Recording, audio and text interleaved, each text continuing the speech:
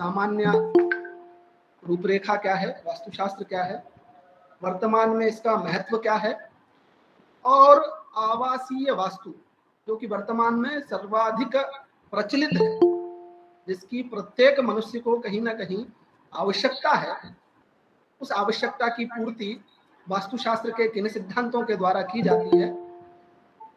इस व्याख्यान में इन विषयों पर मैं कुछ प्रकाश डालना चाहूंगा। वस्तुतः हम सभी जानते हैं कि वास्तुशास्त्र में जो वास्तु पद है वह निवासार्थक वस धातु से, निवास करने के अर्थ में जो वस धातु है, हमारे यहाँ संस्कृत में किसी भी शब्द की व्युत्पत्ति किसी न किसी धातु विशेष शब्द विशेष से होती है, उसी क्रम में निवासार्थक वस धातु से वास्तु शब्द की निष्पत्ति होती है, उत्पत्ति।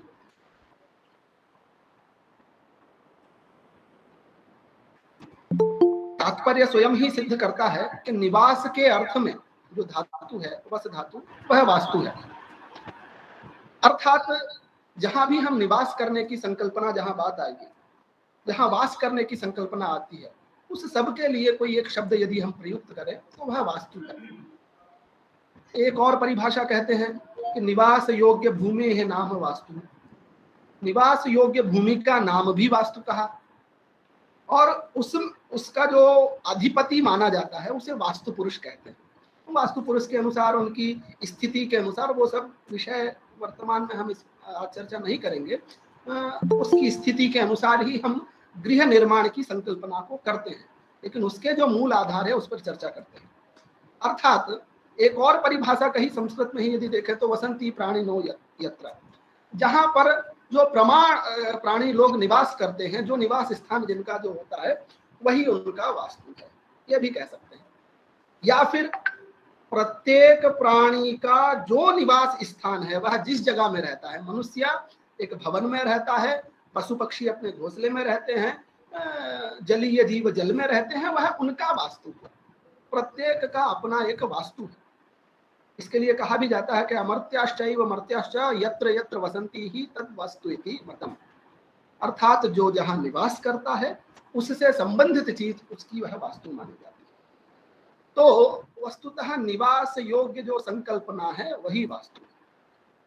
अब इसकी एक परिभाषा देखें कि हम वास्तुशास्त्र, वस्तुतः वास्तुशास्त्र का उद्देश्य क्या है।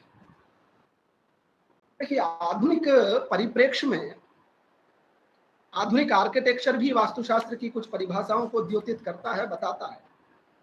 तथापि जो हमारा भारतीय वास्तुशास्त्र है, क्योंकि हमारी जो शास्त्र परंपरा है अत्यंत महनीय है, उस शास्त्र परंपरा में वास्तुशास्त्र का भी अपना एक अमूल्य योगदान है। तो वास्तुशास्त्र कैसे भवनों का निर्माण करता है। हम सभी जानते हैं कि हमारे शरीर का निर्माण पंचमहाभूतों से होता है, और यह जो पंचमहाभूत हमारे शरीर में विद्यमान है, एवं प्रकृति में भी यही पंचमहाभूत विद्यमान होते हैं, क्षिति जल पावक गगन समीरा, यह करके हम सभी जानते हैं। इन पंचमहाभूतों का सामंजस्य ही हम हमारे भवन में किस प्रकार से करें, उसके सिद्धांतों को ही बताने वाला शास्त्र वास्तुशास्त्र है। वस्तुतः हम सभी देखते हैं कि कहीं हमारे शरीर में इन पंच महाभूतों का असंतुलन जहां उत्पन्न होता है, हम रोगग्रस्त हो जाते हैं, हम बीमार हो जाते हैं। जब तक हम संतुलित जीवनचर्या, एक शारीरिक वास्तु देखें तो जो हमारा आहार विहार संतुलित रहता है वह एक प्रकार से शारीरिक वास्तु हुआ हमारा, जिससे कि हम अपना जीवन अच्छे से जी पाते हैं। जहां इन पंच महाभूतों का संतुलित जहां होना चाहिए वह नहीं होता है, उसका संतुलन जहां बिगड़ जाता है, निश्चित तौर पर हम अपने जीवन में कठिनाइयों का सामना करते हैं। ऐसे ही प्रकृति में विद्यमान इन पंचमहाभूतों का सामंजस्य हमारे भवन में हम किस प्रकार से करें, इसके लिए कई वैसे आधुनिक मत लोग बहुत विचार करते हैं कि नहीं, ऐसा कुछ नहीं होता है। कई लोगों का अपना अपना मत है, जबकि हम इसके प्रत्यक्ष परिणाम देखते हैं कि सुसम्मत वास्तु निर्मित गृह जो होगा वह कहीं ना कहीं अधिक मनुष्य को सुख शांतिदायक होता है। तो इसकी एक परिभाषा बड़ी अच्छी कही है। इसी के साथ साथ प्रकृति में कई सारी शक्तियां विद्यमान होती हैं, नैसर्गिक रूप से शक्तियां विद्यमान है। उन शक्तियों का सामंजस्य भी हमें करना है। क्यों? क्योंकि जैसे आज के समय में तो विटामिन डी या इत्यादि प्रकार के लेने के लिए हमें कई सारी टेबलेट्स खानी पड़ती है, जबकि प्रकृति में कई सारी ऐसे तत्व विद्यमान हैं जिनसे हम स्वतः, आज हम देखते हैं हवा इत्यादि है, स्वच्छ ऑक्सीजन इत्यादि का प्रयोग हमें प्रकृति स्वयं देती है। नहीं तो आप हॉस्पिटल में जाइए, ऑक्सीजन लगाइए, पता चलेगा क्या ऑक्सीजन की स्थिति होती है। तो यह जो सब प्राकृतिक शक्तियां हैं, सौर ऊर्जा हुई, गुरुत्व शक्ति हुई, इन शक्तियों का भी हम हमारे भवन में इस प्रकार से उपयोग करें। इन सब विषयों को लेकर जो शास्त्र बताता है वही वास्तुशास्त्र है। तो एक परिभाषा संस्कृत में है कि यस्मिन् शास्त्रे पंचमहाभूतानां समन्वयः प्राकृतिक शक्तिनां प्रबंधनम आवासीय व्यावसायिक धार्मिक क्रियाकलापानां संपादनाय भवन निर्माणार्थम सिद्धांतानां विधि प्रविधीनां प्रतिपादनम क्रियते तस्य समग्र संकलनम वास्तुशास्त्रम कथ्यते। कि पंच महाभूतों का समन्वय करते हुए, प्राकृतिक शक्तियों का प्रबंधन करते हुए, जो हम आवासीय हो, व्यावसायिक हो या धार्मिक हो, ये सब क्रियाएं हम जीवन में करते हैं, मनुष्य जीवन में करते हैं, इनके संपादन के लिए जो भवन निर्माण के सिद्धांतों का प्रतिपादन जिस शास्त्र विशेष में किया जाता है उसको हम वास्तुशास्त्र कहते हैं। और वास्तु के पर्याय शब्द देखें तो गृह, भवन, प्रासाद, देवालय, नगर, पुर, ये सभी शब्द वास्तुशास्त्र के पर्याय पद में हमें दिखाई देते हैं। वास्तुशास्त्र कोई नवीन शास्त्र नहीं है। हमारी भारतीय ज्ञान परंपरा में वास्तुशास्त्र का स्पष्ट उल्लेख दिखता है। वेदों में भी कई मंत्र वास्तुस्पति की प्रार्थना के रूप में हमें मिलते हैं। और साथ ही साथ में अथर्ववेद का जो उपवेद है, स्थापत्य वेद के नाम से भी इसे वास्तुशास्त्र को जाना जाता है। वास्तुशास्त्र का उल्लेख पुराणों में, रामायण में, महाभारत में इत्यादि सभी जगह वास्तुशास्त्र के पर्याप्त उल्लेख हमें दृष्टिगोचर होते हैं। एवं साथ ही साथ वास्तुशास्त्र जो है वो ज्योतिष शास्त्र का एक अंग विशेष माना जाता है। या संहिता स्कंद, जो स्कंध त्रय हैं ज्योतिष के, सिद्धांत, संहिता और होरा, उसके संहिता स्कंध के अंतर्गत वास्तुशास्त्र की चर्चा होती है, वास्तुशास्त्र के विषय उपलब्ध होते हैं। इसकी एक सुदीर्घ परंपरा है। यह तो सामान्य रूप से वास्तुशास्त्र का एक सामान्य परिचय। इसी क्रम में यदि हम देखें कि वास्तुशास्त्र की महत्ता क्या है, क्यों वास्तुशास्त्र की आवश्यकता पर हम चर्चा करें, तो सबसे पहले तो स्वयं विश्वकर्मा जी कहते हैं कि वास्तुशास्त्रम प्रवक्ष्यामि लोकानां हित कामया। उन्होंने लोक की हित कामना के लिए वास्तुशास्त्र को कहा। तो किस प्रकार से लोक की हित करता है, यह संसार में हितकारक होता है। हम सभी जानते हैं कि प्रत्येक जीव को जीने के लिए, सुखमय जीवन यापन के लिए उसे एक निश्चित आवास की आवश्यकता होती है। और वह आवास सुवास्तुजन्य हो, पंच महाभूतों के सामंजस्य से युक्त हो, प्राकृतिक शक्तियों से युक्त हो। वैसा आवास स्थान निश्चित तौर पर मानव मात्र को कल्याणकारक होता है। 4 प्रकार के आश्रम की व्यवस्था हमारे भारतीय परंपरा में दिखाई देती है। उसमें एक आश्रम गृहस्थ आश्रम होता है, और वह जो गृहस्थ आश्रम है उस गृहस्थ आश्रम को जीवन जीने के लिए या गृहस्थ आश्रम में जीवन जीने के लिए भवन की आवश्यकता है। आपको रिश्ते निभाने हैं, आपको घर से संबंधित कार्य करने हैं, तो आपको भवन की आवश्यकता होगी। और जब भवन की आवश्यकता होगी तो निश्चित तौर पर आपको वास्तुशास्त्र की सहायता लेनी होगी। और गृहस्थ आश्रम को सामान्य आश्रम नहीं कहा, सबसे कठिन आश्रम कहा, और साथ ही साथ सबसे महत्वपूर्ण आश्रम कहा। और क्या इसकी विशेषता कही कि इस गृहस्थ आश्रम के कारण ही जो अन्य 3 आश्रमों में लोग जीवन यापन करते हैं उसका मुख्य कारणीभूत तो गृहस्थ आश्रम ही होते हैं। क्योंकि वो यदि अन्य कार्यों को न करें तो उनके लिए भोजन की व्यवस्था, अर्थ की व्यवस्था कौन करेगा। तो गृहस्थ आश्रम में जो निवास करते हैं उनके कारण ही अन्य तीनों आश्रमों की व्यवस्था चलती है। तो क्या कहा है कि बड़ा अच्छा वास्तु रत्नाकर अन्य जगह पर श्लोक मिलता है, तो कहते हैं वानप्रस्थो ब्रह्मचारी यतिश्चैव तथा द्विजा गृहस्थस्य प्रसादेन जीवन्त्येति यथा विधि गृहस्थ एव यजति गृहस्थस्य तप्यते तप ददाति च गृहस्थश्च तस्मात् श्रेयो गृहाश्रम। चाहे वानप्रस्थ हो, ब्रह्मचारी हो, संन्यास आश्रम के कोई भी व्यक्ति हो, वो गृहस्थ के प्रसाद के कारण ही जीवन जीते हैं। इसीलिए यह गृहस्थ आश्रम मानव जीवन में श्रेष्ठ है। और फिर पुनः वही बात आएगी कि जब गृहस्थ आश्रम की बात आती है तो गृहस्थ आश्रम के लिए वास्तुशास्त्र की आवश्यकता होगी। क्यों? क्योंकि उसके लिए एक घर की आवश्यकता होगी। क्यों? अब घर के लिए भी कहा है कि घर किस प्रकार से घर की आवश्यकताओं को पूर्ति होगी और उस घर की आवश्यकता किस प्रकार से गृहस्थ आश्रम में हम पूरा करेंगे, किस लिए पूरा करेंगे। तो श्लोक बड़ा अच्छा मिलता है कि स्त्री पुत्रादिक भोग सौख्य जननम धर्मार्थ काम प्रदम जंतु नामयनम सुखास्पदमिदम शीतांबु धर्मापहम वापी देव गृहादि पुण्यमखिलम गेहात् समुत्पद्यते गेहम पूर्वमुशन्ति तेन विबुधा श्री विश्वकर्मादयः। मतलब चाहे हमें स्त्री पुत्रादि के भोग, सुख, धर्म, अर्थ, काम इत्यादि की पूर्ति के लिए सर्दी, वायु, बारिश इत्यादि से बचने के लिए कहीं न कहीं एक गृह की आवश्यकता होती है। इन सब के सभी कार्यों की पूर्ति हम केवल और केवल एक गृह से प्राप्त कर सकते हैं। और उस गृह की संकल्पना के लिए, उस गृह की पूर्ति के लिए तभी कहते हैं कि विश्वकर्मादि स्वयं कहते हैं गेहम पूर्वमुशन्ति। इसीलिए उस घर को बताने का मार्ग विश्वकर्मादि ने विषयों को कहा है। अच्छा, इसके साथ ही एक और हमारा जो शास्त्र परंपरा है वो केवल भौतिक सुख सुविधाओं को देने के लिए नहीं होता है, आध्यात्मिक सुख सुविधाओं को देने के लिए भी होता है।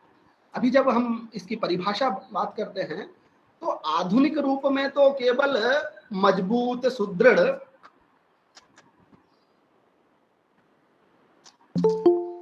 किसी और ने शायद स्क्रीन शेयर की है क्या?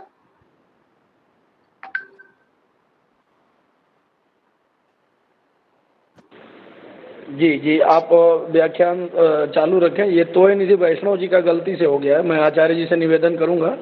तोय निधि गुरु जी के स्क्रीन शेयर कर दिया है, मैं बंद करवाता हूँ, आप चालू रखें जी। तो यह जो अपना घर, जो हमारा वास्तुशास्त्र गृह बनाने की संकल्पना करता है ना, उसमें आत्मिक शांति भी हो, धर्म अर्थ काम से संबंधित गृह को निर्माण की कहता है। मतलब ऐसे ही नहीं कि घर केवल मजबूत हो जाए, सुंदर हो जाए।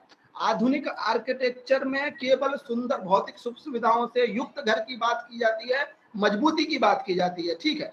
लेकिन हमारा वास्तुशास्त्र, हमारी जो शास्त्र की परंपरा है उसमें घर मजबूत हो, सुंदर हो, लेकिन उसमें जो वास करने वाला इंसान है वह सुख शांति पूर्वक जीवन जिए। क्यों? क्योंकि ठीक है, आज के समय में हम देखते हैं, प्रत्यक्ष उदाहरण है, तमाम उपकरण हमारे पास उपलब्ध है, भौतिक संसाधनों से यह दुनिया भरी पड़ी है। कई महानुभावों को देखते हैं जिनके पास पर्याप्त धन संपदा है, तथापि वह सुख सुविधाओं से पूर्ण नहीं है, उनकी आध्यात्मिक उनके पास शांति नहीं है। कई लोगों को हम देखते हैं, बड़े बड़े लोग आत्महत्या कर लेते हैं, आत्महत्या जैसे कार्य कर लेते हैं। कारण क्या है? भौतिकता वहां हमें परम मार्ग को नहीं प्राप्त करती है। इसीलिए हमारा वास्तुशास्त्र मोक्ष परक, शांति परक गृह निर्माण की संकल्पना पर बल देता है। तो बात यहाँ यह आ रही है कि केवल गृह बना लेना एक सुरक्षामय वातावरण को स्थापित करने की बात नहीं करेगा कि आपको केवल सर्दी से बचा देगा, ठंडी से बचा देगा, ठीक है।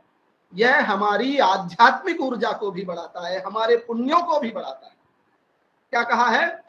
ये वापी कूप तड़ागेषु देवताय तनेषु च जीर्णान्युद्धरते यस्तु पुण्यम अष्टगुणम भवेत्।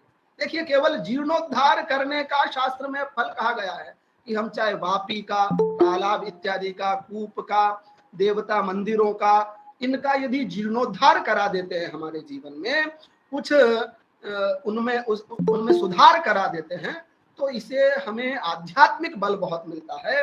आध्यात्मिक जिस प्रकार से हम क्या मेरी स्क्रीन नहीं दिख पा रही है क्या? गणेश मिश्रा जी कह रहे हैं स्क्रीन शायद देख पा रहे होंगे ना? नहीं दिख रही, नहीं दिख रही है सर, दिख रही है। दिख रही है ना? जी दिख रही है। तो जीर्णोद्धार मात्र करने से अष्ट गुणों की प्राप्ति के लिए कहा है कि भाई शास्त्रों में हमें पुण्य की, भाई जीवन जीते हैं हम, पूजा इत्यादि करते हैं, वंदन करते हैं, मंदिर जाते हैं, तो इससे ये करने का उद्देश्य क्या है? एक तो आध्यात्मिकता का बढ़ावा हो, मानसिक स्थिति सही रहे, दो चीजों के लिए करते हैं, और साथ ही साथ धर्म का उपार्जन हो। तो वास्तु शास्त्र में यदि हम गृह निर्माण या जीर्णोद्धार इत्यादि करते हैं तो निश्चित तौर पर हमें धर्म की भी प्राप्ति होती है। तो ऐसे वास्तु शास्त्र में, इसीलिए आज के समय में तो वर्तमान में हम देखें तो लोगों का एक सपना होता है कि अपना घर हो, ठीक है ना? तो वो सपना क्यों है? वास्तु स्थिति में वो धर्म को भी प्रधानता देता है, धार्मिक क्षेत्र को भी बढ़ाती है, आपकी आध्यात्मिक ऊर्जा को भी बढ़ाता है। इसलिए अब जब गृह निर्माण की बात आती है तो कई प्रकार के भवन की चर्चा होगी, आगे हम पढ़ेंगे। तो इसीलिए भवन निर्माण आपको अपने जीवन में यथासंभव करना चाहिए, उससे हमें पुण्यों की भी प्राप्ति होती है।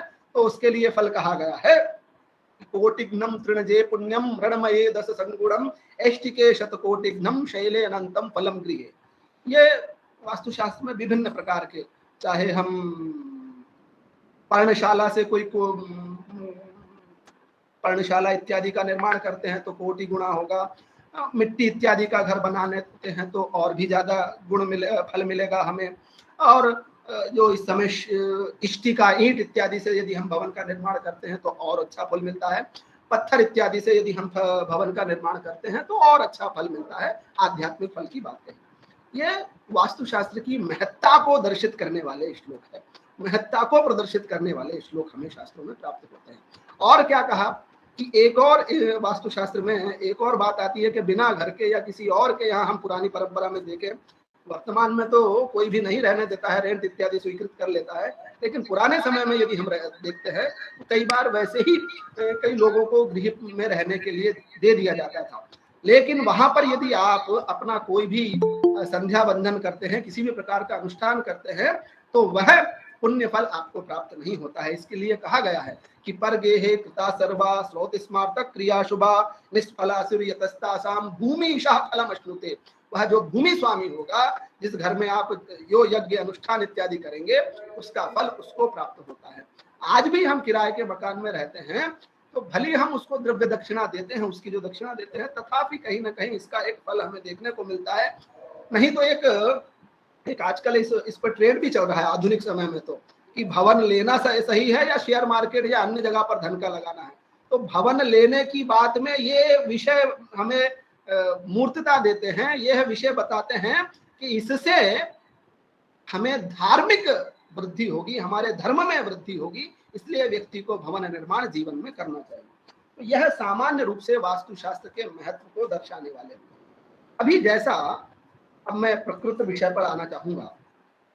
मैं जैसा कह रहा था कि वास्तुशास्त्र पंच महाभूतों के सामंजस्य का एक शास्त्र माना जाता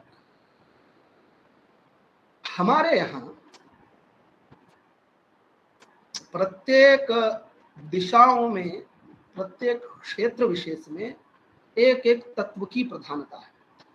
आवासीय वास्तु के मानक सिद्धांत देखिए, वास्तु पुरुष की स्थिति, उस पे विद्यमान देवताओं की स्थिति, उनके गुण धर्म के आधार पर हम जो कक्ष विन्यास इत्यादि करते हैं, उसका मूल मैं केवल ये 2-3 स्लाइड में बताना चाहूंगा। सूक्ष्म अध्ययन करने के लिए, विस्तृत चर्चा करने के लिए उन विषयों को जानना चाहिए, उन विषयों को समझना चाहिए। लेकिन कक्ष विन्यास की जो एक सैद्धांतिक परंपरा है, किस कारण से कौन सा कक्ष यहाँ स्थापित रहा गया है, उसका कारण, एक सेकंड, मेरे ख्याल से मैं पुनः करता हूँ। गणेश प्रसाद जी का दोबारा मैसेज आ रहा है। हाँ, वो नहीं दिख रहा है, वो आप दिख रहे हैं, तो किसी ने बोल दिया कि दिख रहे हैं, पीपीटी आपका नहीं दिख रहा है। रुकिए रुकिए रुकिए रुकिए,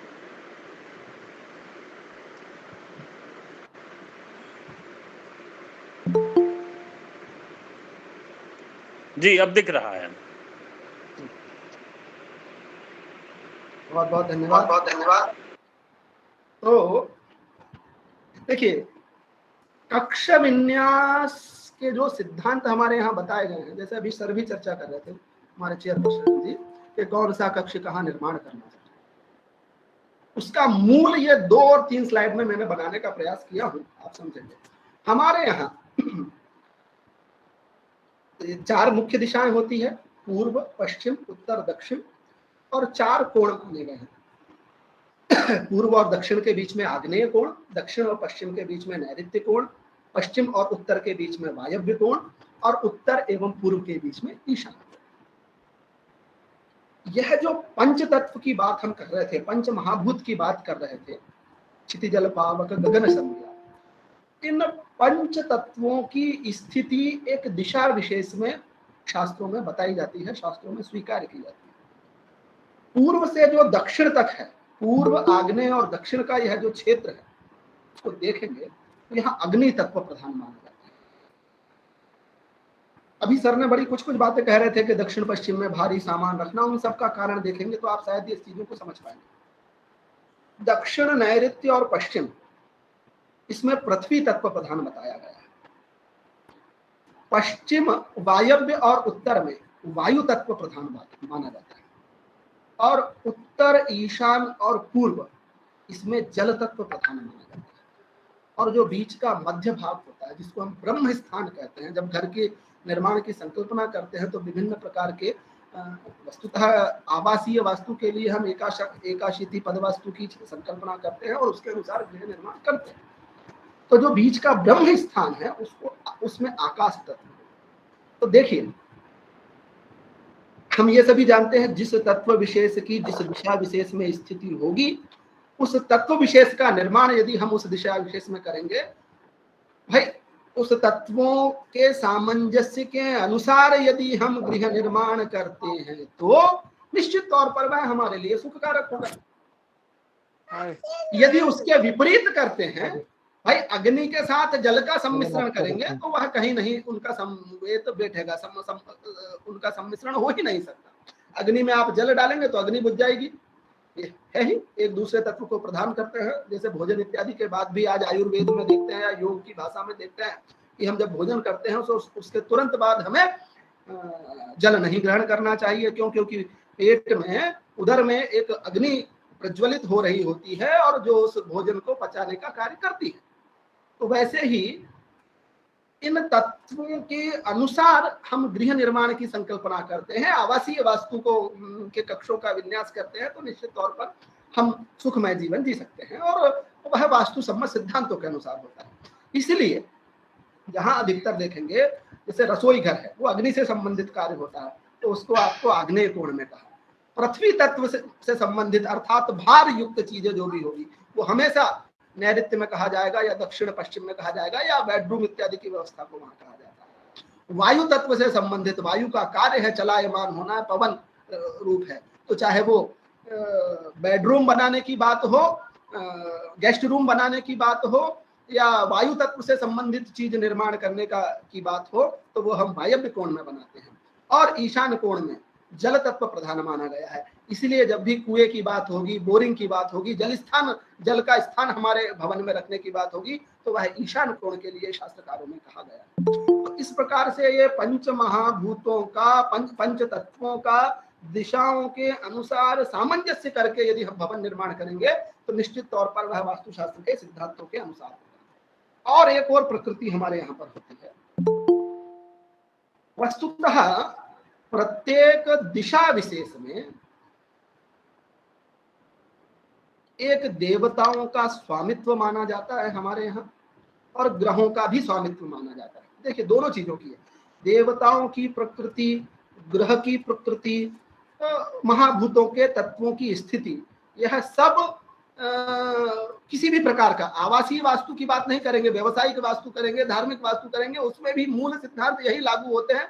कहीं कहीं उनके स्वरूप परिवर्तित हो जाते हैं जिस प्रकार का कार्य करना होता है। जैसे व्यवसायिक वास्तु में देखते हैं तो क्रय विक्रय का कार्य होता है, तो वहां वायु तत्व को प्रधान दिया जाएगा। वायु का कार्य है चलायमान होना, और उससे संबंधित चीजों को वहां रखने की बात करते हैं। इसलिए जब भी सेल्स के काउंटर बनाने की बात होगी तो वो वायु तत्व में बनाने के लिए लोग कहते हैं। लेकिन जब सामान्य सिद्धांत बात होगी तो उसमें हमें तत्वों की प्रधानता, ग्रहों की प्रधानता और देवताओं की प्रधानता के अनुसार हमें निर्माण कार्य करने की बात होती है। तो उत्तर दिशा जो है उसमें जल तत्व है, ईशान में भी जल तत्व है। उत्तर दिशा में जल तत्व प्रधान है। उनके देवता यदि हम बात करते हैं तो कुबेर देवता माने जाते हैं, और ग्रह स्वामी जब बात करते हैं तो बुध होते हैं। ठीक है ना। तभी देखिएगा उत्तरे द्रव्य संस्थानम ऐसा श्लोक हमें मिलता है, आगे हम देखेंगे कैसे कक्ष विन्यास होना चाहिए। तो कुबेर उत्तर दिशा में यह स्थिति होने के कारण कुबेर इत्यादि की और बुध की भी प्रकृति कहीं ना कहीं वैसी होती है, इसलिए द्रव्य संस्थान रखने की बात वहां कही जाती है। जल तत्व शिव या सोम देखेंगे, देवता है, देवता उनके स्वामी है ईशान कोण के, और गृह स्वामी देखते हैं तो गुरु है। भाई देवताओं ग्रहों में भी देखेंगे तो सबसे पूज्य या सबसे सम्माननीय या जिनकी वंदना ज्यादा की जाती है वह गुरु ग्रह माना जाता है। और शिव भी आध्यात्मिकता का एक प्रतीक माना जाता है, इसलिए। और शिव को जलधारा प्रिया है, यह भी कहा गया है, गंगा उनके सिर से निकली है। यह दोनों बात है। तो जल से संबंधित चीजों के निर्माण की संकल्पना हो अथवा आध्यात्मिकता से निर्माण की संकल्पना की बात आती होगी तो वह ईशान कोण के लिए कहते हैं। ऐसे ही पूर्व दिशा जो है वो अग्नि कोण, अग्नि तत्व प्रधान है, और वहां के देवता यदि हम स्वामी देखेंगे तो इंद्र माने गए हैं, और ग्रह स्वामी सूर्य। राजाओं में जिस प्रकार इंद्र की महत्ता है, सूर्य की इंद्र की देवताओं में जिस प्रकार इंद्र को राजा माना गया है, और ग्रहों में सूर्य की जिस प्रकार से प्रधानता है, वैसे ही सूर्य को पूर्व दिशा को भी हमारे यहाँ पर इसी कारण से इतना ज्यादा वेटेज दिया जाता है। अब देखिए अधिकतर लोग कहते हैं कि पूर्वाभिमुखी गृह ले, एक बात आती है, या फिर ज्यादा से ज्यादा खुला एरिया हम पूर्व में छोड़ें, या हमारे देखिए दो चीज और देखने की बात आएगी। जब हम किचन बनाते हैं और यह मंदिर बनाते हैं तो यह दोनों पूर्व दिशा के आसपास है, बिल्कुल आप देखेंगे। ईशान आध्यात्मिकता का प्रतीक है। भाई जीवन में यदि आध्यात्मिकता है क्या, वस्तुतः पूजा हम किस लिए करते हैं? धर्म कार्य के लिए, हमारी मानसिक स्थिति को मजबूत करता है। हम पूजन वंदन करते हैं, व्यक्ति को सुदृढ़ बनाता है। और दूसरा, रसोई घर शुद्ध भोजन आहार की आवश्यकता होती है। ये दोनों चीजें जो है पूर्व दिशा के सापेक्ष है, बिल्कुल पास पास है, और पूर्व से ही सूर्य का उदय होता है। जब प्रातःकालीन किरणें जब वहां पर पड़ती है तो वह वातावरण, हम भी चिकित्सक इत्यादि भी आज भी इस बात को प्रमाणित करते हैं कि प्रातःकाल की जो किरणें होती है वह मनुष्य के लिए अत्यंत लाभदायक होती है। तो प्रातःकाल की किरणें उस क्षेत्र विशेष में पड़ने के कारण वह वातावरण अत्यंत शुद्ध हो जाता है। इसलिए पूर्व दिशा में उस प्रकार के निर्माण कार्यों की बात की गई है। आगे देखते हैं, आग्नेय कोण में अग्नि तत्व और शुक्र, ये अग्नि तत्व से संबंधित चीजें आप देखेंगे वहां बनाने की बात की गई है। दक्षिण में पृथ्वी तत्व प्रधान है, यम देवता है और मंगल, मतलब यम इनके स्वामी है और देवताओं में मंगल। तो कहीं ना कहीं इसके दो तीन मत भी मिलते हैं, दो तीन बातें आती हैं कि एक तो थोड़ा सा मंगल ग्रहों में देखेंगे तो थोड़ा सा तेज प्रकृति का माना जाता है, सेनापति का भाव होता है। इसलिए शयन कक्ष इत्यादि की बातें वहां घर में जो हमारा मुख्य जो व्यक्ति होता है ना, उसका बेडरूम हमें दक्षिण में बनाने के लिए निर्देश मिलते हैं। अभी उसका भी स्वरूप हम देखने का प्रयास करेंगे। तो वहां कारण क्या है? क्योंकि जिस भाई घर हमारे, जैसे हमारे सेना में सेनापति यदि ठीक है तो वह घर हमारा ठीक रहेगा, वह हमारा जो प्रजा है वह ठीक रहेगी। उसी प्रकार हमारे जीवन में जो घर का मुखिया है वह यदि अच्छे से जीवन यापन करता है तो बाकी सब लोगों का पालन पोषण भी अच्छा होता है। इसलिए कहीं ना कहीं बेडरूम में वहां उसको रहने की बातें की जाती है। इसी प्रकार से नैऋत्य में दैत्य और राहु, राहु अंधकार के भी प्रतीक माने जाते हैं, भार के भी प्रतीक माने जाते हैं। इस कारण से वहां पर हमें आप भार युक्त चीजें या पृथ्वी तत्व जितना भी भार युक्त चीजें बनानी होगी, अलमीरा बनानी होगी, दीवारें बनानी होंगी, वो सब हम नैऋत्य कोण में बनाने के लिए बात करते हैं। पश्चिम में देखते हैं तो वरुण, जिसके शनि देवता भी हैं, वरुण का काम, देखिए जल की बात आती है तो पश्चिम में भी बनाने के लिए कहा गया है, और पश्चिम में भोजनशाला भी बनाने के लिए बात करते हैं, क्यों? क्योंकि भोजन को पचाने का काम भी जल से संबंधित चीजें ठीक करती है, बात करते हैं। और इसके बाद आते हैं वायव्य, तो उसके देवता वायु है और चंद्र है। वायु जिस प्रकार पवन का कार्य चलायमान होना है, इसी प्रकार से ग्रहों में भी चंद्र जो है वो सबसे तीव्र गति का ग्रह माना गया है। इसलिए चाहे वो गेस्ट रूम हो, चाहे अन्य प्रकार के जो लोगों से मिलने संबंधित रूम में होते हैं, उसके निर्माण की संकल्पना हम वायव्य कोण में करते हैं। इसके आगे हम यदि देखें तो ये देखिए, ये उसी के विषय में एक और वही मत है कि इनकी प्रकृति बताई गई है। कुबेर जो है वो समग्र समृद्धि और धन की प्रकृति अधिकार क्षेत्र है। शिव और सोम का पूजा या अध्यात्म से संबंधित प्रकृति मानी जाती है। इंद्र प्रगति और समग्र विकास का प्रतिनिधित्व करता है। अग्नि जो है तेज, प्रखरता और दाहकत्व का कार्य करता है। यम मृत्यु और बल का है। दैत्य आलस्य और भार का माना गया है। वरुण जल, हिमपात, वर्षा से संबंधित चीज है। वायु जो है हवा है, और ब्रह्मा जो है वो सृजन, तप, ज्ञान और विज्ञान के स्वामी माना जाता है। अर्थात बीच का जो स्थान है ना, वो हमेशा रिक्त स्थान रखने की कही गई है। यह वस्तुतः एक सामान्य सिद्धांत हुए वास्तुशास्त्र के में निर्माण करने के लिए। अब यदि हम वास्तु के भेद देखें, यह तो किसी भी प्रकार के निर्माण कार्य के लिए मुख्य सिद्धांत यह होता है। आवासीय वास्तु के भी मानक सिद्धांत कहीं ना कहीं वो है, और भी हम एक वास्तु विन्यास के कुछ सिद्धांतों पर चर्चा करेंगे। मृत्युंजय जी, कितने बजे समाप्त करना है? जी भैया, है बिल्कुल समय है, आप बोलते रहें। 15 से 20 मिनट और। आप अपनी बात पूरी करें। वास्तुशास्त्र के हम भेद पर चर्चा करें तो देखिए, दो परंपरा हमें देखने को मिलती है। एक तो मुख्य रूप से 4 भेद मिलते हैं। भूमि प्रासाद यानानि शयनम च चतुर्विधम भूरेव मुख्य वस्तु स्यात् तत्र जातानि यानि। वास्तु के मुख्य रूप से 4 भेद माने जाते हैं एक प्राचीन परंपरा में। भूमि, प्रासाद, यान और शयन। भूमि मतलब भूमि से संबंधित, जहां पर निर्माण कार्य हम सब करते हैं। प्रासाद मतलब मंदिर से संबंधित। यान मतलब यह जो विभिन्न प्रकार के वाहन इत्यादि बनते हैं वो। और शयन मतलब शयन की स्थिति क्या हो, शयन ग्रह, शयन का जो बेड इत्यादि है उनकी साइज क्या हो, ये सब उसकी के अंतर्गत क्षेत्र में आते हैं। अभी हमारे चेयरपर्सन जी भी कह रहे थे कि शयन किस दिशा विशेष में करना चाहिए, सिर किस दिशा विशेष में हो, यह सब हमें जानना चाहिए। ठीक है ना, यह सब विषय जानने के हैं। तो ये जो 4 भेद वास्तु के मुख्य रूप से बताए गए, ठीक है ना। कभी भी उत्तर दिशा में शयन नहीं करना है। लेकिन वर्तमान परिप्रेक्ष्य में यदि हम सामान्य रूप से देखें, प्राचीन परंपरा में भी लोक वास्तु, जन वास्तु, देव वास्तु ऐसे भेद मिलते हैं। आज के समय में जो वास्तु के भेद देखे जाते हैं वह 3 प्रकार के कहे गए हैं। आवासीय वास्तु, व्यावसायिक वास्तु और धार्मिक वास्तु।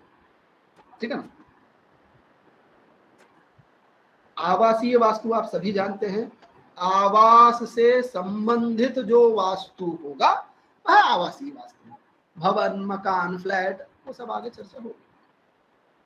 व्यावसायिक, व्यवसाय से संबंधित जो भी चीजें निर्माण की जाती हो, चाहे वह दुकान हो, शोरूम हो इत्यादि, जो भी निर्माण की संकल्पना है जिससे कि हम व्यावसायिक गतिविधियों को क्रियान्वित करते हैं जिन भवनों में, उनसे निर्माण से संबंधित कार्य जो होगा वह सब व्यावसायिक वास्तु के अंतर्गत आता है। और तीसरा महत्वपूर्ण एक पक्ष होता है हमारे जीवन में, धार्मिक वास्तु। धार्मिक वास्तु है कि धर्म से संबंधित हम आध्यात्मिक कार्यों को करते हैं, सामाजिक कार्यों को करते हैं, मंदिर हुआ, जलाशय हुए, ये सब धार्मिक वास्तु के अंतर्गत आते हैं। अब इसके बाद देखें तो आवासीय वास्तु के प्रकार हम लोगों ने एक श्लोक पढ़ा था, कोटिघ्नम तृणदे पुण्यम रणमये दश संगुणम एष्टिके शतकोटिघ्नम शैले अनंते फलम गृहम। यह एक आवासीय वास्तु के प्रकार को ही बताने का प्रयास करता है। कि आवासीय वास्तु में भवनों के कई प्रकार बताए गए हैं। कुछ पर्णकुटी, जो पुराने समय में पुरानी परंपराओं में देखते हैं कि घास फूस से बनी हुई, आज भी। अब देखिए हमारी प्राचीन परंपरा कितनी शाश्वत है, कितनी वैज्ञानिक है। आज बड़े बड़े रिजॉर्ट्स हम देखने को देखते हैं, पहाड़ी क्षेत्र पर घूमने को जाते हैं, वहां लोग पर्णकुटी बनाकर आपको कॉटेज बनाकर दे रहे हैं, ठीक है ना।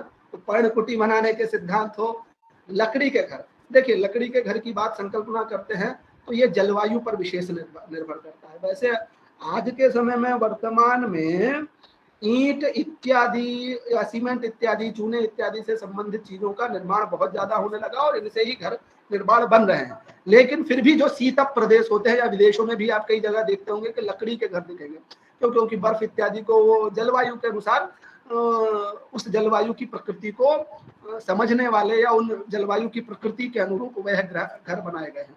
तो लकड़ी के घर हुए। कच्चे घर आज भी हमें देखने को मिलते हैं, ग्रामीण क्षेत्रों में लोग भी बनाते हैं, उसके लिए उसका मिट्टी इत्यादि से बनाने का कार्य करते हैं। पक्के घर, तो यह दो स्वरूप तो हमें हमारे भारत देश में हम बहुतायत में देखते हैं, मकान और फ्लैट। भाई भवन भूमि की इतनी ज्यादा स्थितियां खराब हो गई है, स्थिति खराब क्या मतलब भूमि बची ही नहीं है। बड़े बड़े नगरों में तो फ्लैट की संस्कृति बहुतायत में देखने को मिल रही है, और वह कहीं ना कहीं लाभकारी भी सिद्ध हो रही है कि जहां 5000 स्क्वायर फीट में 1 या 2, 4, 5 परिवार रहते थे, आज उस एक फ्लैट बनने के कारण न जाने कितने परिवार उसमें रहते हैं।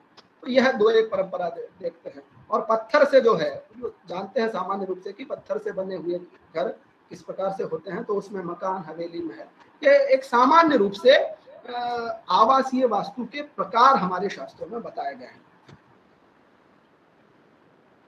इनको बनाने के लिए कुछ एक हमारे सिद्धांत है।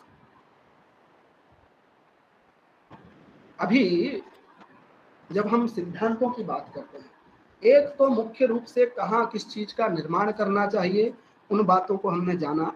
लेकिन जब भी हम वास्तु विन्यास करते हैं, चाहे वह आवासीय वास्तु हो मुख्य रूप से, चाहे वह व्यवसायिक हो, चाहे धार्मिक वास्तु हो, उसके विन्यास के कुछ मूल सिद्धांत बताए गए। एक होता है भूमि चयन, विधा, प्रतिकृति, विनियोजन, द्रव्य एवं चय विधि, भवनांग, सज्जा और वास्तु दोष। कोई भी हमें वास्तु विन्यास करना है तो सबसे पहले हमें भूमि का चयन करना होता है, क्योंकि बिना भूमि के तो हम घर की संकल्पना ही नहीं कर सकते, किसी भी प्रकार का निर्माण कार्य की संकल्पना ही अधूरी है। तो भूमि चयन सर्वादौ हमें करना पड़ता है। और भूमि चयन के कई सारे आयादी सिद्धांत हैं, विभिन्न, उसमें प्लॉट कितने बाय कितने का हो, उसके कई सारे सिद्धांत बताए गए हैं। भूमि कैसी होनी चाहिए, किस प्रकार की भूमि अच्छी कही गई है, विभिन्न प्रकार के पृष्ठ, प्लवत्व इत्यादि कई माध्यमों से हम भूमि का चयन करते हैं। फिर दूसरा एक मूल सिद्धांत होता है विधा।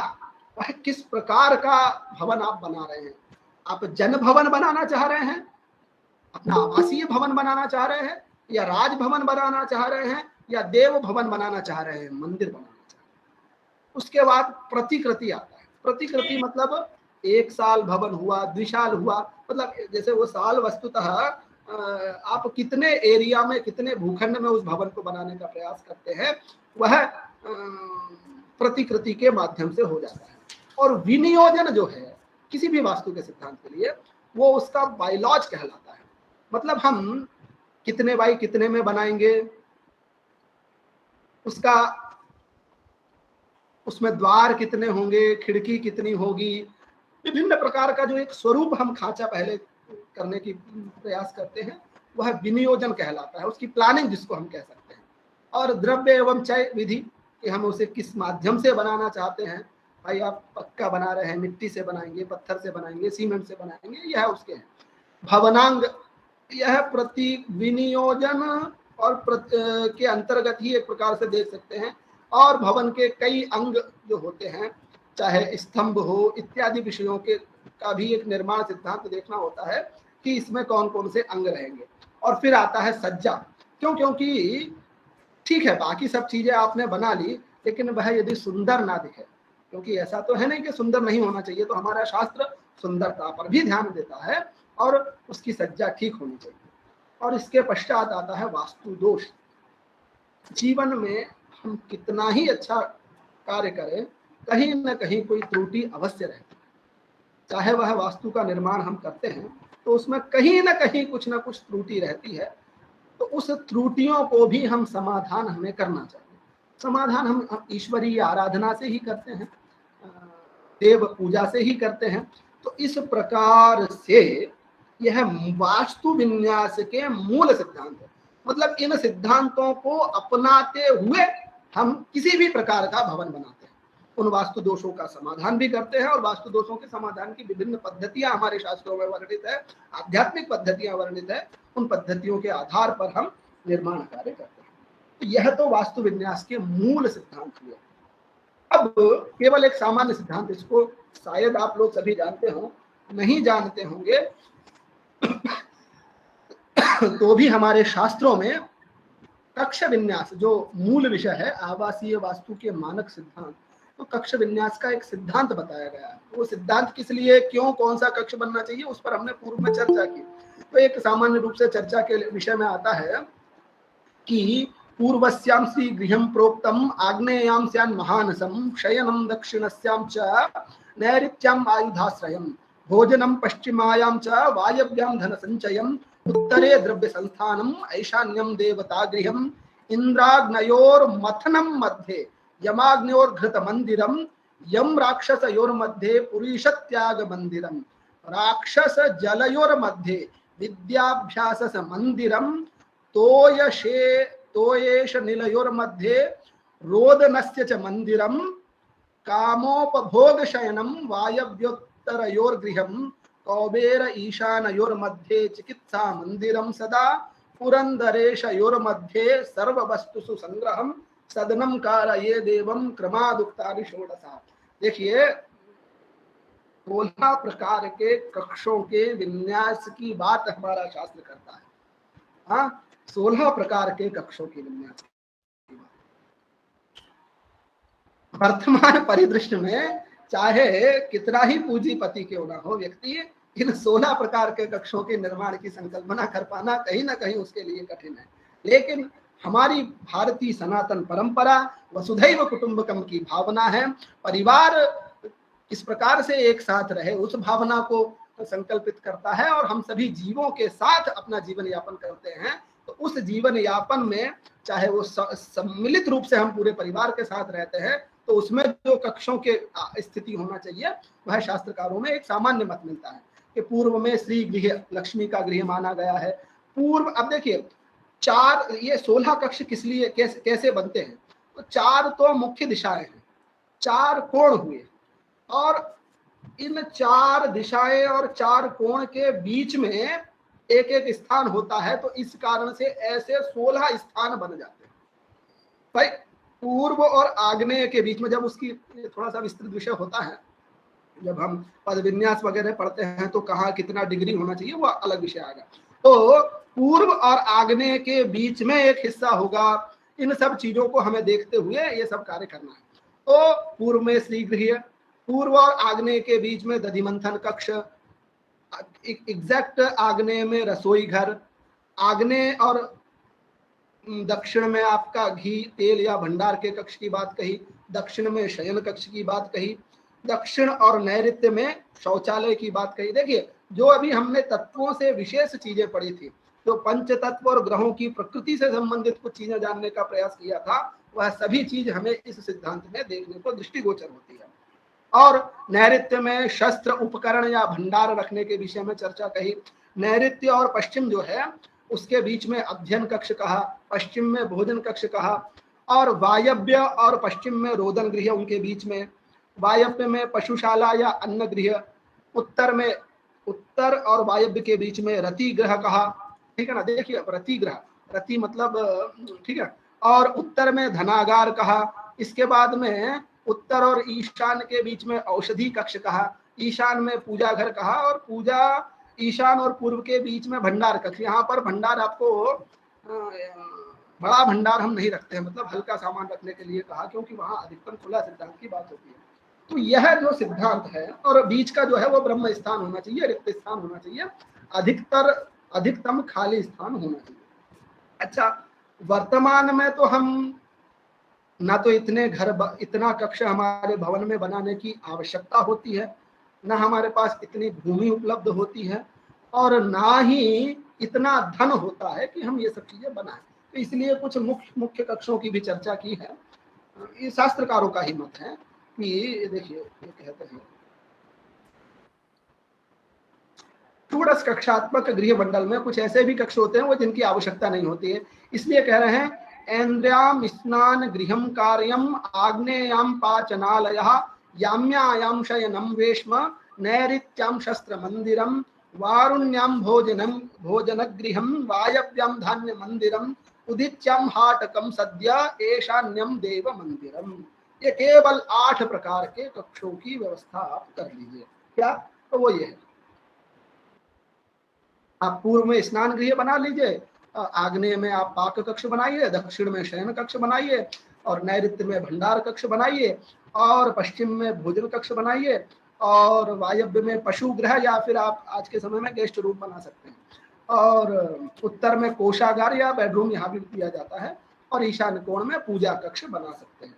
तो इस प्रकार से ये 8 प्रकार के कक्षों का भी विन्यास होता है।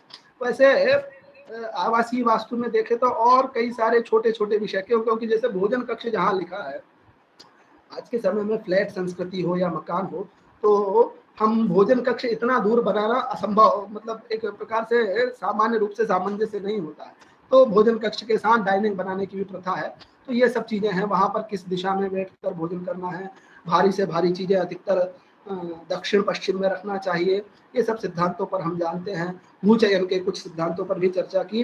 तो इस प्रकार से सारांश रूप में यदि हम देखें तो आवासीय वास्तु या किसी भी प्रकार के वास्तु में जो 5 महाभूत हैं उनका सामंजस्य एक दिशा विशेष में हमारे शास्त्रों में कहा गया है। उस दिशा विशेष के अनुसार और ग्रहों की प्रकृति तथा देवताओं की प्रकृति उस दिशा विशेष में अधिपति होने के कारण उसके अनुसार जब हम पद विन्यास करते हैं, वहां पर जो देवताओं की स्थिति को जानने का प्रयास करते हैं, तो उसके माध्यम से जो गृह निर्माण की संकल्पना आएगी वो इन्हीं सिद्धांतों को प्रतिपादित करती है, जो कि सारांश रूप में है।